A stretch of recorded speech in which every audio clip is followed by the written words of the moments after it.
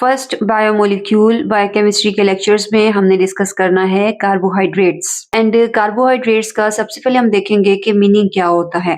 Carbohydrates का meaning आपको carbohydrate word से ही मिल रहा है। हाइड्रेट का मीनिंग होता है वाटर, तो वाटर मॉलिक्यूल का अटैच होना कार्बो मीन्स कार्बन एटम के साथ, तो इसलिए कार्बोहाइड्रेट्स का मीनिंग क्या होगा? ऐसे कार्बन्स जो कि हाइड्रेटेड हैं। मीन्स के कार्बन के साथ क्या मौजूद है? एक वाटर का मॉलिक्यूल। हाइड्रेटेड टर्म शो करिए किसको? वाटर मॉलिक्यूल को। एंड मीनिंग को मजीद हम समझ सकते हैं जनरल फॉर्मूला से। जनरल फॉर्मूला क्या होता है कार्बोहाइड्रेट्स का? ये होता है CnH2O एंड ब्रैकेट्स क्लोज करके बाहर आपने लिखना है N। एंड इस फॉर्मूला को शो करने के दो मेथड्स होते हैं। समटाइम्स कुछ जगहों पे CX एंड ब्रैकेट्स के बाहर Y लिखा गया होता है, उस केस में X और Y की वैल्यू सेम होती है।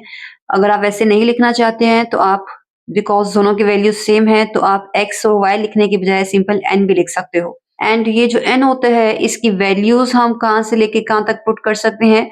इसकी वैल्यू मिनिमम आपने 3 रखनी है एंड मैक्सिमम आप थाउजेंड्स में ये वैल्यूज जो हैं पुट कर सकते हैं। और मैं आपको 3 एग्जांपल्स बताऊंगी। लाइक सपोज करें अगर n की वैल्यू हम 3 ही ले लेते हैं, तो उस केस में जब आप इस फॉर्मूला में पुट करेंगे तो क्या बन जाएगा? C3H2O एंड यहाँ पे भी क्या आएगा? 3।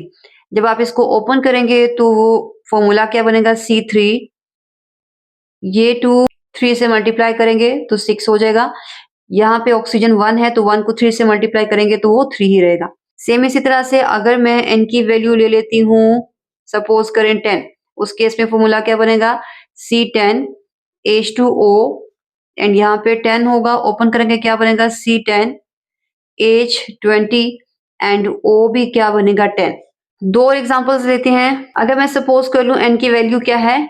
50, तो उस केस में फॉर्मूला क्या बनेगा? C50H2O एंड ब्रैकेट्स के बाहर भी क्या आएगा? 50 एंड ओपन करके लिखते हैं C50, 50 को 2 से मल्टीप्लाई करेंगे तो H100 एंड O50। एक लास्ट हम वैल्यू सपोज करते हैं, लाइक सपोज करें n मैंने ले लिया 500, उस केस में फॉर्मूला क्या बनेगा? C500H2O, यहाँ पे भी क्या आएगा? 500, ओपन करेंगे तो बनेगा C500, H कितना हो जाएगा? 1000 एंड O होगा 500। इन सारे एग्जांपल्स को लिखवाने का मकसद क्या था कि आप इस फॉर्मूला में 3 से लेके 1000 तक कोई भी वैल्यूज क्या कर सकते हैं? पुट कर सकते हैं। आपके पास कार्बोहाइड्रेट्स के जो स्ट्रक्चर्स हैं, जो फॉर्मूलाज हैं, वो आ जाते हैं। अब यहाँ पे ये जो हमारे पास मैंने 4 एग्जांपल्स आपके सामने लिखी हैं, अगर आप इन सब में इनके नंबर ऑफ एटम्स को सिंप्लीफाई करना चाहें तो आपको सबके अंदर 3 ही एटम नजर आ रहे हैं। एक आपको नजर आ रहा है हाइड्रोजन, उसके साथ मौजूद है ऑक्सीजन एंड फर्स्ट कौन सा एटम है? कार्बन। अगर आप इन सबको सिंप्लीफाई करें तो सिंप्लीफाई करने के लिए किसी भी फॉर्मूला की जो सबसे छोटी वैल्यू होती है उससे आपने बाकी सब नंबर्स को क्या करना है? डिवाइड करना है। अगर मैं इसकी सिंप्लीफाइड नंबर ऑफ एटम्स निकालना चाहती हूँ तो स्मॉलेस्ट वैल्यू है 3, तो 3 से सबको आप डिवाइड करेंगे तो रेशियो क्या आएगी? 3 को 3 से डिवाइड करेंगे तो 1 आएगा, 6 को 3 से डिवाइड करेंगे तो 2 आएगा, 3 को 3 से अगेन डिवाइड करेंगे तो कितना आएगा? 1। तो ये रेशियो बनेगी 1:2:1। अगेन यहाँ पे स्मॉलेस्ट वैल्यू है 10, 10 से सबको आप डिवाइड करेंगे तो यहाँ पे भी रेशियो क्या रहेगी? 1:2:1। यहाँ पे आपकी स्मॉलेस्ट वैल्यू है 50, अगेन आप 50 से सबको डिवाइड करेंगे तो यहाँ पे भी 1 आएगा, यहाँ पे 2 आएगा और यहाँ पे 1 आएगा।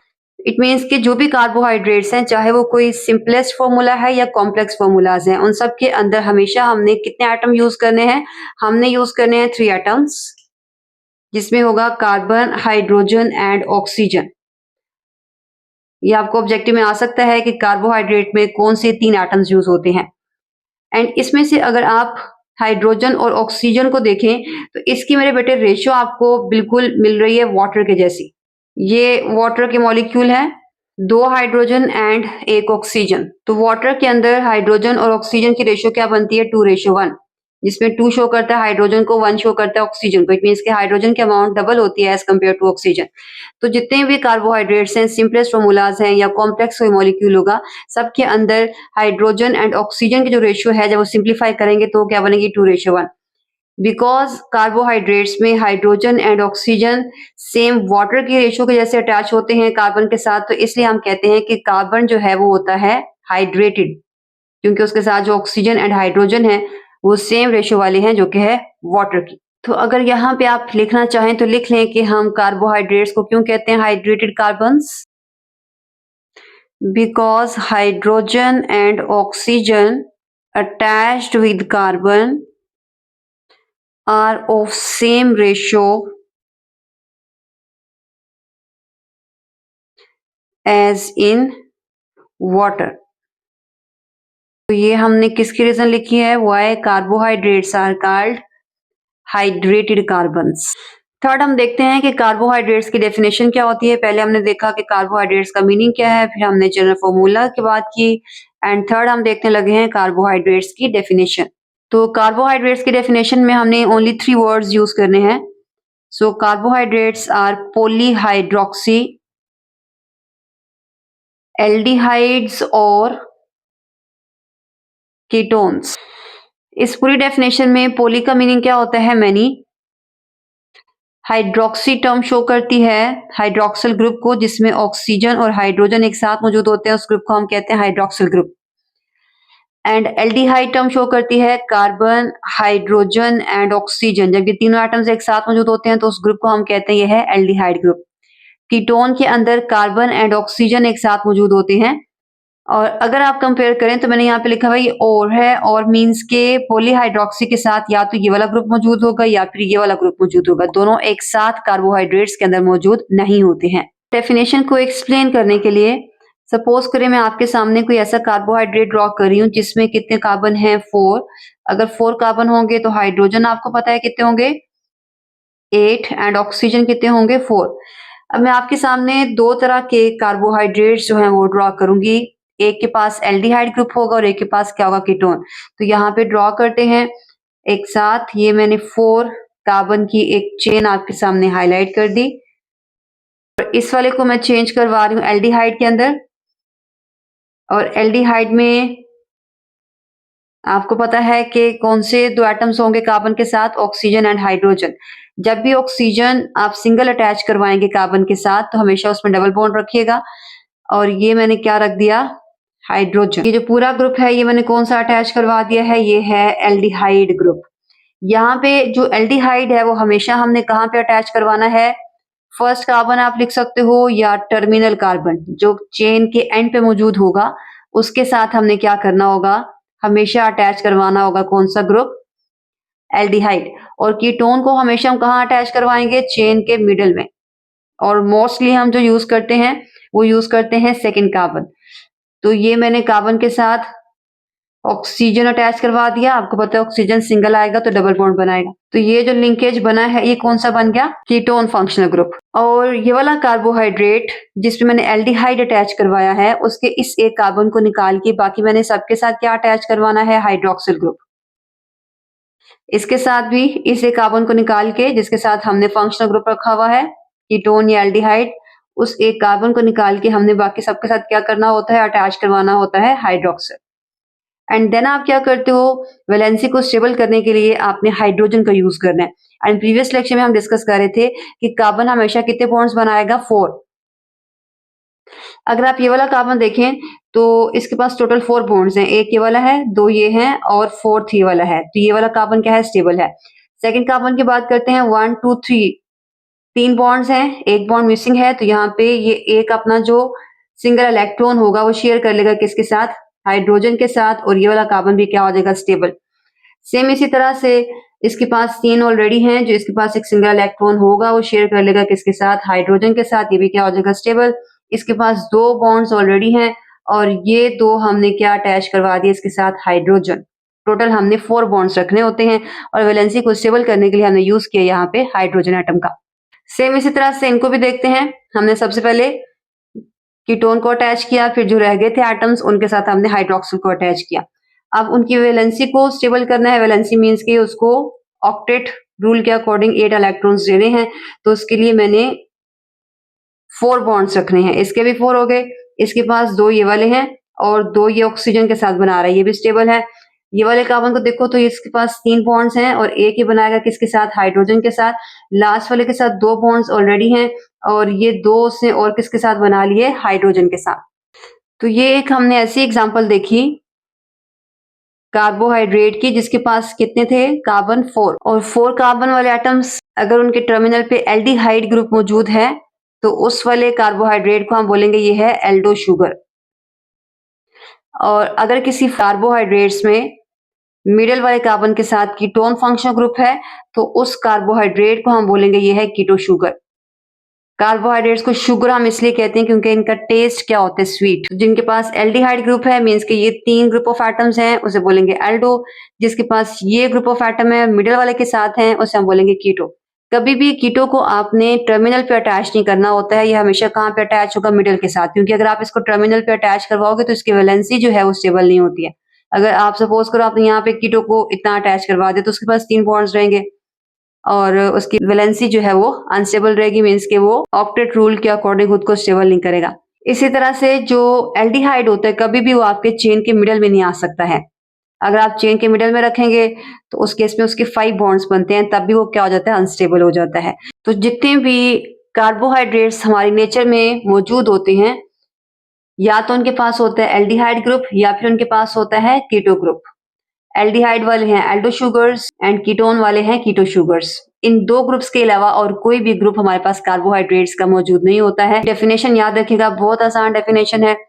सारे कार्बोहाइड्रेट्स के हम पॉलीहाइड्रोक्सी हैं। पॉलीहाइड्रोक्सी क्यों कहते हैं, बिकॉज इनमें बहुत से हाइड्रोक्सिल ग्रुप मौजूद हैं। अगर कोई आपसे ये पूछे कि कार्बोहाइड्रेट्स में कितने हाइड्रोक्सिल ग्रुप्स होते हैं तो आपने बताना है कि जितने भी कार्बन एटम्स कार्बोहाइड्रेट्स में होंगे जस्ट एक कार्बन के साथ हाइड्रोक्सिल नहीं होगा, बाकी सबके साथ हाइड्रोक्सिल होगा। अगर मेरे पास कोई ऐसा कार्बोहाइड्रेट है जिसके पास 200 कार्बन एटम्स हैं तो उसके पास हाइड्रोक्सिल ग्रुप कितने होंगे, 199।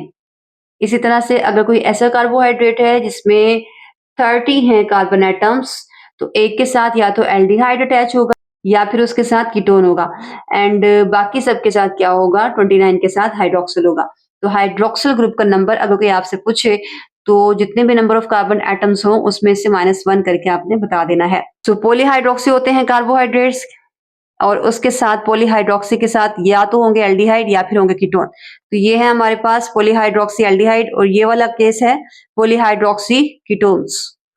कीटोन और एल्डिहाइड को ये याद रखिएगा, मैं अगेन बता देती हूँ, कभी भी आप एक मॉलिक्यूल में दोनों को एक साथ अटैच नहीं करवा सकते हो। किसी एक मॉलिक्यूल के अंदर या तो होगा एल्डिहाइड या फिर होगा कीटोन, ये भूलना नहीं है आप लोगों ने। कार्बोहाइड्रेट्स के ये तीनों पॉइंट्स आई होप आपको क्लियर होंगे। अब हम स्टार्ट करते हैं कार्बोहाइड्रेट्स की क्लासिफिकेशन कि कार्बोहाइड्रेट्स के इन 2 मेजर ग्रुप्स के अलावा और कौन-कौन से ग्रुप्स जो हैं वो हो सकते हैं और किस बेसिस पे वो ग्रुपिंग होती है।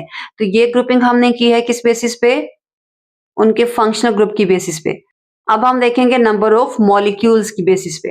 तो यहाँ पे लिखवा भी देती हूँ आपको, ये हमने क्लासिफिकेशन की किस बेसिस पे, फंक्शनल ग्रुप की बेस पे। एल्डिहाइड होगा तो एल्डो होंगे, कीटोन फंक्शनल ग्रुप होगा तो कीटो होंगे। फंक्शनल ग्रुप क्या होता है, वो ग्रुप ऑफ एटम जो कि स्पेसिफिक कैरेक्टर देता है किसी भी मॉलिक्यूल को। यहाँ पे एल्डिहाइड फंक्शनल ग्रुप है, यहाँ पे होगा कीटोन। तो ये फर्स्ट डिवीजन है फंक्शनल ग्रुप की बेस पे। सेकंड हम देखने लगे हैं नंबर ऑफ मॉलिक्यूल की बेस पे। फोर्थ हमने जो पॉइंट देखना है कार्बोहाइड्रेट्स की डिस्कशन में वो है कार्बोहाइड्रेट की क्लासिफिकेशन। और ये हम किस बेसिस पे करने वाले हैं, ये हम करने वाले हैं नंबर ऑफ मॉलिक्यूल्स की बेसिस पे। जो पहले आपने देखी थी वो किस बेसिस पे थी, टाइप ऑफ फंक्शनल ग्रुप की बेस पे। तो नंबर ऑफ मॉलिक्यूल्स की बेसिस पे हमारे पास बनते हैं 4 डिफरेंट टाइप के कार्बोहाइड्रेट्स। फर्स्ट को हम कहते हैं मोनोसेक्राइड्स, सेकंड को हम कहते हैं डाइसेक्राइड्स, थर्ड हम स्टडी करेंगे ओलिगोसेक्राइड्स एंड लास्ट में हम देखेंगे पॉलीसेक्राइड्स। इन चारों ग्रुप्स के अंदर अगर आप देखें तो ये सेक्राइड टर्म आपको सबके अंदर नजर आ रही है और ये सेक्राइड जो है ये ग्रीक लैंग्वेज का वर्ड है सेक्रोन। और सेक्रोन का मीनिंग क्या होता है, शुगर मॉलिक्यूल्स। और शुगर यहाँ पे हमने कार्बोहाइड्रेट्स के लिए टर्म यूज की है। तो अगर किसी भी कार्बोहाइड्रेट में मॉलिक्यूल एक ही रहे, चाहे उसके अंदर नंबर ऑफ एटम्स वेरिएबल हो, लेकिन ओवरऑल वो मॉलिक्यूल एक हो, तो उसे हम क्या बोलेंगे? वो है मोनोसेक्राइड। मोनो का मीनिंग क्या होता है? वन, एंड सेक्राइड मैंने आपको बताया शुगर मॉलिक्यूल। तो ऐसे कार्बोहाइड्रेट जिसमें ओनली वन शुगर मॉलिक्यूल होगा उसे हम बोलेंगे ये है मोनोसेक्राइड्स। डाई का मीनिंग क्या होता है? टू, और ऐसे कार्बोहाइड्रेट जिसमें टू शुगर मॉलिक्यूल होंगे उन्हें हम क्या बोलेंगे? डाइसेक्राइड। और जितने भी ये सारे ग्रुप्स आपको नीचे नजर आ रहे हैं, इनको बनाने के लिए आपने मोनोसेक्राइड्स का यूज करना है। अगर आप दो मोनोसेक्राइड अटैच करवा दोगे तो वो डाइसेक्राइड बन जाएगा। अगर आप ओलिगो का मीनिंग क्या होता है? फ्यू, और ये फ्यू कितना होता है? ये होता है 3 से लेके 10 तक शुगर मॉलिक्यूल। अगर किसी कार्बोहाइड्रेट में फ्यू मीन्स के 3 से लेके 10 तक शुगर मॉलिक्यूल हैं तो उसको मेरे बेटे हम क्या बोलेंगे? ओलिगोसेक्राइड्स। इसी तरह से पॉली का मीनिंग क्या होता है? मैनी। ऐसे कार्बोहाइड्रेट जिनमें मैनी शुगर मॉलिक्यूल होंगे उन्हें हम क्या बोलेंगे? ये हैं पॉलीसेक्राइड्स। और मैनी यहां पे शो करता है मोर देन 10 को। तो मैं रिपीट कर देती हूँ, नंबर ऑफ मॉलिक्यूल्स की बेसिस पे हमने कार्बोहाइड्रेट के 4 ग्रुप्स पढ़ने हैं। अगर किसी कार्बोहाइड्रेट में एक ही मॉलिक्यूल होगा तो उस कार्बोहाइड्रेट को हम क्या बोलेंगे? मोनोसेक्राइड्स। फिर आगे वाले जो डिविजन्स हैं वो हम मोनोसेक्राइड्स को ज्वाइन करके बनाते हैं। अगर हम दो मोनोसेक्राइड्स को जोड़ देते हैं तो डाइसेक्राइड्स बन जाते हैं।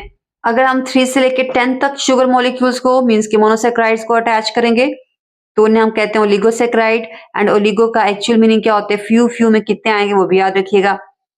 एंड फोर्थ ग्रुप वो है जिसमें आप मोर देन 10 मोनोसेक्राइड्स या फिर more than 10 sugar molecules attach करवाएंगे तो उसे हम कहते हैं हमने मोर देन 10 अटैच करवाए हैं या मैनी अटैच करवाए हैं, तो इसलिए वो क्या हो जाएंगे? पॉलीसेक्राइड्स। इन सारे ग्रुप्स की डिटेल हम नेक्स्ट वीडियो में देखेंगे। यहाँ पे हमारा कार्बोहाइड्रेट्स का इंट्रोडक्शन कंप्लीट हो चुका है।